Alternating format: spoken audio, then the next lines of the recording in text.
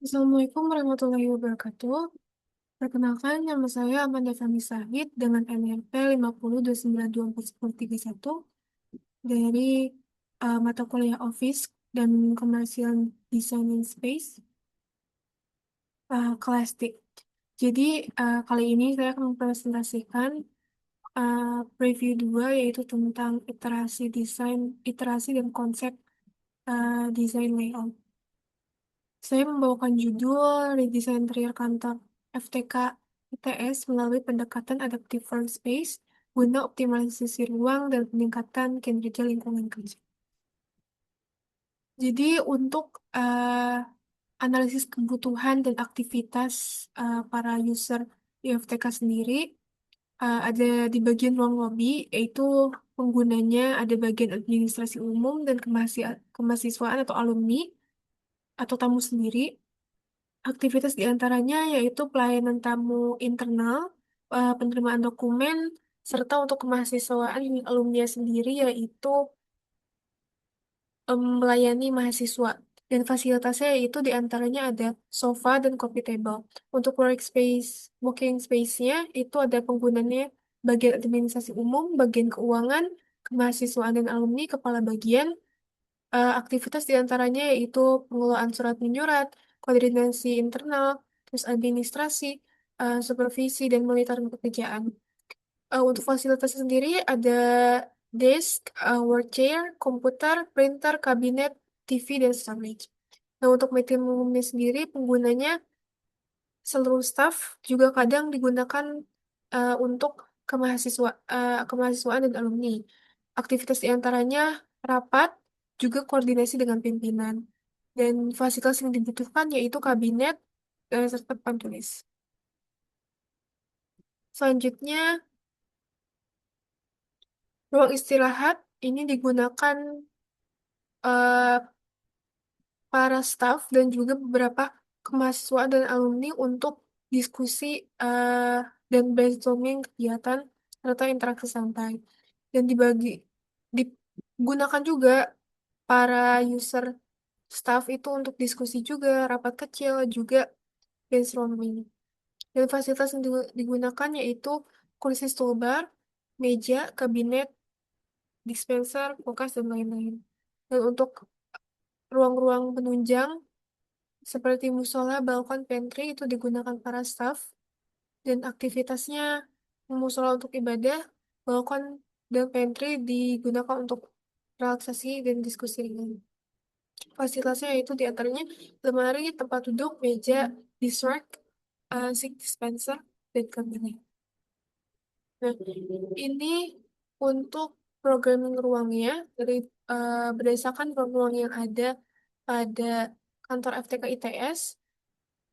Ruang yang pertama yaitu ruang pimpinan, ada ruang dekan dan wadekan. Itu standar besaran ruangnya 9 meter persegi per orang. Dengan analisa existing itu didapat ruang dekan 21,7 meter persegi dan ruang wadekan 15,7 meter persegi. Untuk workspace, kapasitasnya 5 orang dan standarnya itu 4 meter persegi per orangnya. Dan untuk analisa existing itu 42,34 meter persegi. Untuk ruang rapatnya, kapasitasnya 6 orang, standarnya 2 meter persegi per orang, dan analisa existing itu 35,4 meter persegi.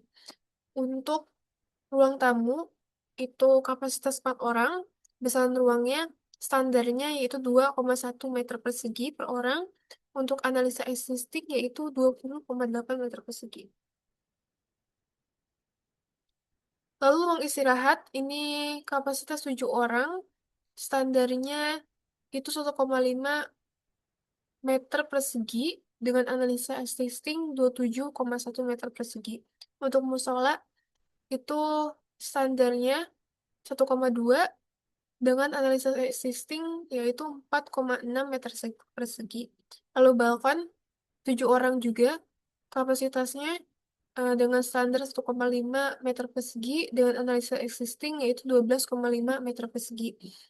Dan pantry, standar ruangnya yaitu 1,3 meter persegi dengan analisa existing yaitu 4,6 meter persegi. Ini adalah decision matrix yang dihasilkan melalui paint and gain dan juga dot vote yang saya sudah em, ajukan ke beberapa responden, 5 responden, lalu menghasilkan decision matrix ini.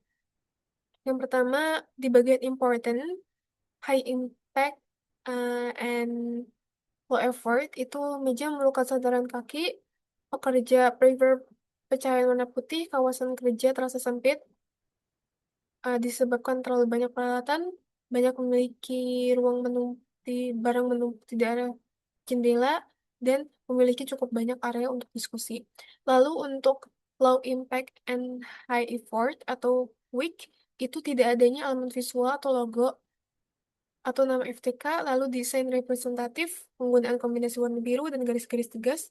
Lalu untuk high effort dan high impact atau most importantnya di ruang tamu plafonnya seringkali lembes, ruang tamu kurang nyaman karena langsung masuk pintu masuk dan koridor menuju pantry itu sempit, kabinet dapur terlalu tinggi, lalu untuk diskusi bar tool itu kurang nyaman, ventilasi udara cukup dan pencahayaan alami yang sangat cukup. Lalu di sini ada metodenya.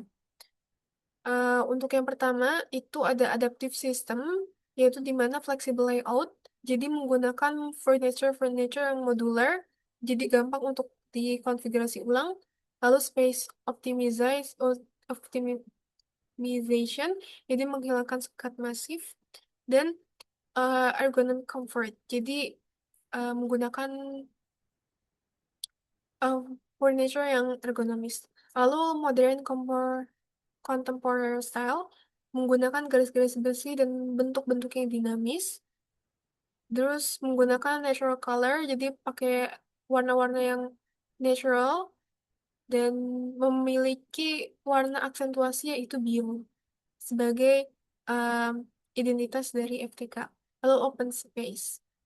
Lalu identitas kantor FTK menggunakan ambience yang warna netral yang tadi dan sentuhan kayu. Dan untuk warnanya sendiri, warna aksentuasinya itu biru. Dan menggunakan elemen-elemen estetika cloudy. Nah, ini sendiri full application konsepnya. Workspace, kabinet untuk berkas, dan lain-lain. Di bagian istirahat ada partisi. Area meeting ada papan tulis besar. Ini floor application-nya beberapa area, di antaranya area istirahat, area working space, area um, pimpinan dan meeting itu menggunakan karpet. Ini plafon application-nya. Kebanyakan sebagian area menggunakan plafon akustik, tapi di ruang meeting ini ada plafon yang seakan menyerupai gelombang air. Ini furniture application konsepnya di workspace, itu furniture modular, beberapa furniture modular, di bagian pantry ada rak buku untuk area santai, di bagian ruang tamu ada big orchid, itu sebagai aksen dan dekorasi yang mewah. Nah, ini iterasi desain dari alternatif pertama. Jadi, di sini konsepnya di ruang di ruang pimpinan itu di sebelah ruang tamu dan working space-nya itu agak ke belakang. Dan ini hasil iterasi dari beberapa responden, yaitu yang respon pertama mengatakan tidak sesuai karena ruangan petinggi lebih baik di belakang, jadi hierarkinya belum baik. Terus responden kedua berucap kalau sirkulasinya lancar, tapi ruang wadikan dan dekan terasa sempit. Lalu literasi ketiga, responden ketiga, privasinya sudah cukup baik, namun posisi musola belum cukup baik. Lalu yang selanjutnya sirkulasinya juga cukup lebar, area tamu tapi terasa sempit.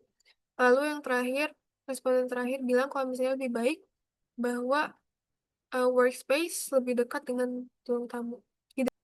Lalu untuk alternatif kedua, didapatkan beberapa responden yang sesuai di antaranya 1 sampai 3 dan 5 itu katanya hierarki ruang sudah baik, sirkulasi jalan juga sudah lebar, zonasi ruang rapi, dan sirkulasi oke.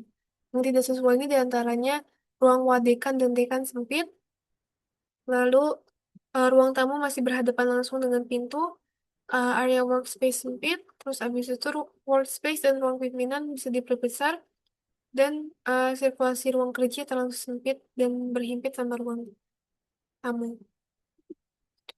Untuk alternatif ketiga, yang sesuai menurut responden 1, 3, 4, dan 5, diantaranya hierarki ruang sudah baik, lalu secara keseluruhan oke, cuman mirip existing, dan diminta diperbesar lagi tiap ruangnya. Terus abis itu katanya akses ke setiap ruang jelas, sirkulasi jalan utama luas. Untuk tidak sesuainya, ruang wadekannya sempit katanya. Terus abis itu ruang tamu masih langsung berhadapan dengan pintu masuk. Terus eh tidak sesuainya mirip existing, diminta diubah bentuk dindingnya, diperbesar lagi ruang pimpinannya sama ruang meetingnya. Dan responden terakhir bilang kalau misalnya ini mirip sama existing. Lalu ini hasil dari pengembangan layout sebelumnya. Ini visualnya dari bentuk visual.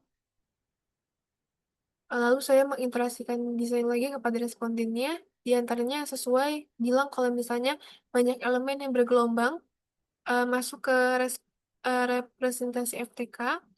Terus dinding-dinding melengkung ala bentuk organik, jadi nggak kaku. Sirkulasi balkon juga jadi lebih efektif.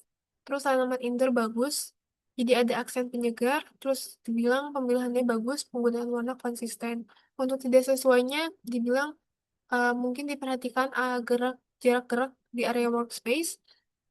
Terus dinding dekan sama wadekannya lebih baik kaca, dia bilang. Terus nggak ada logo FTK, tidak ada identitas visual FTK-nya. Ini pengembangan visual yang kedua, yang terakhir.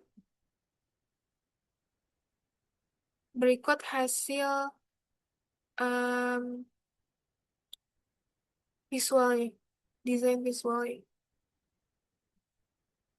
Ada beberapa perubahan untuk platform workspace sendiri.